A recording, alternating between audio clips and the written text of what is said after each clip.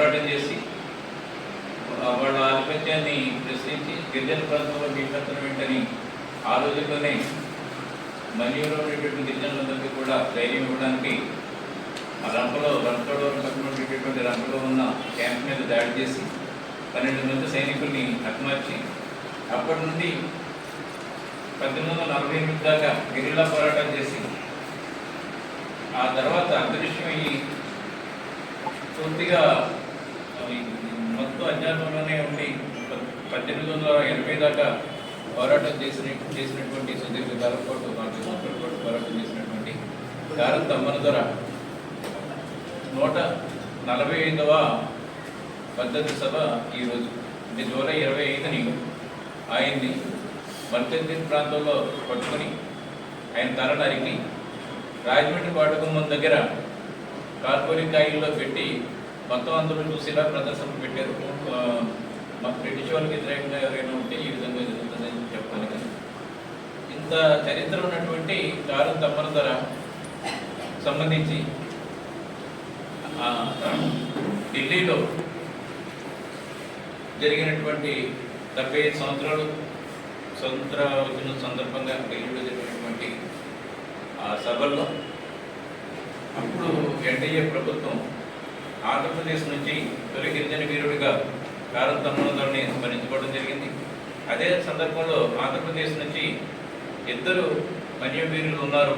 తొలి తరంలో గారం తమ్మన ధర, తర్వాత తరంలో సీతారామరాజు అని చెప్పేసి సావనీర్స్ కూడా ప్రచురించడం జరిగింది.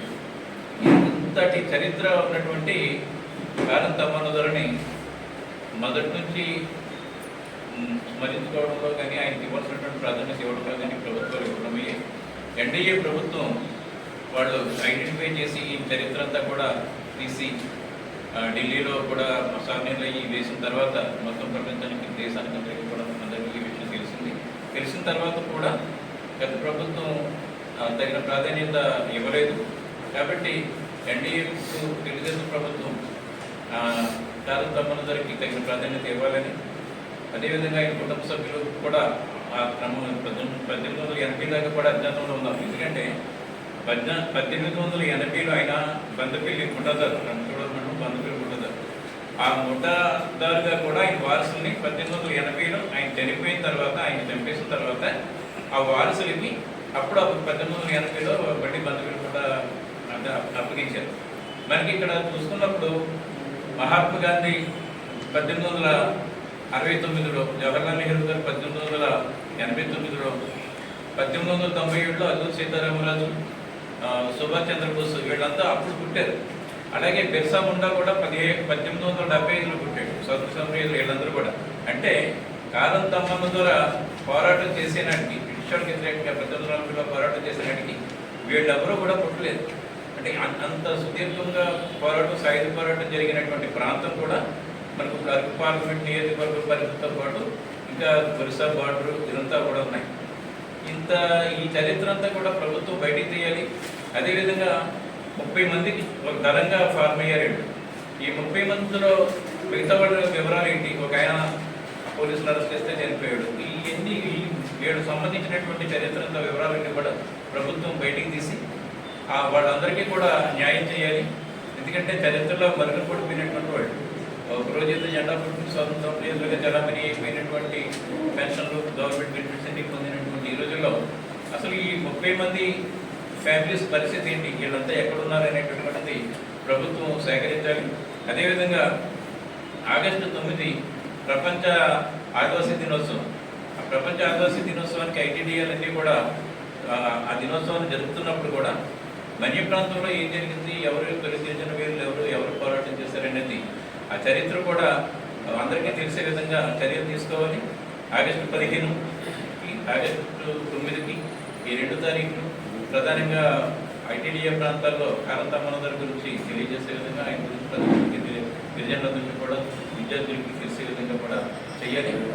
అదేవిధంగా ఈ రోజు జూలై 25 ఈ వర్ధంతి సభల్ని గత వచ్చే సంవత్సరం నుంచి ప్రభుత్వమే నిర్వహించే విధంగా చర్యలు తీసుకోవాలని ఆదివాసీ మహాసభ మేము డిమాండ్ చేస్తాం.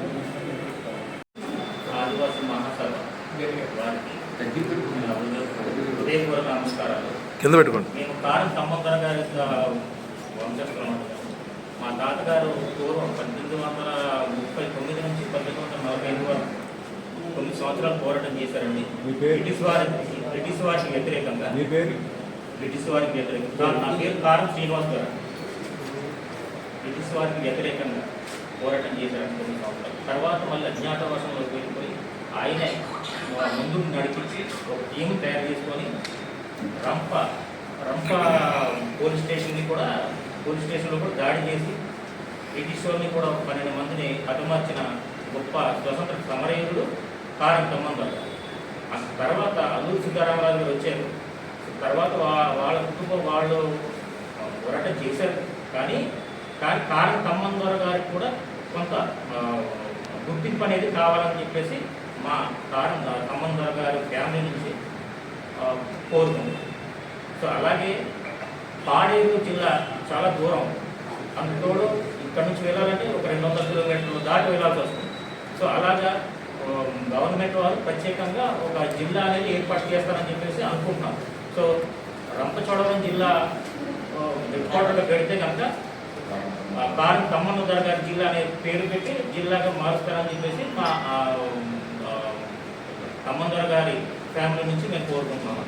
సో అలాగే మా ఫ్యామిలీ పూర్వం నుంచి కూడా అందరు కష్టపడి వ్యవసాయం చేసుకుంటూ అలాగే ఉన్న భూములు అలా చేసుకుంటున్నారు. సో మా ఫ్యామిలీ కూడా కొంత గవర్నమెంట్ తరఫు నుంచి ఏదైనా సహకారం కూడా అవసరం ఉంది. కాబట్టి గవర్నమెంట్ వారు ఉన్న తెలుగుదేశం గవర్నమెంట్ కానీ వేరే ఉన్న ఏ గవర్నమెంట్ అయినా సరే మాకు కొంత వెసులుబాటు అనేది ఇప్పించవలసిందిగా గవర్నమెంట్ వారికి కోరుతున్నాను. అలాగే ఈ అవకాశం ఇచ్చినటువంటి ఆదివాసీ మహాసభ వారికి నా ధన్యవాదాలు. మీరే అందరికీ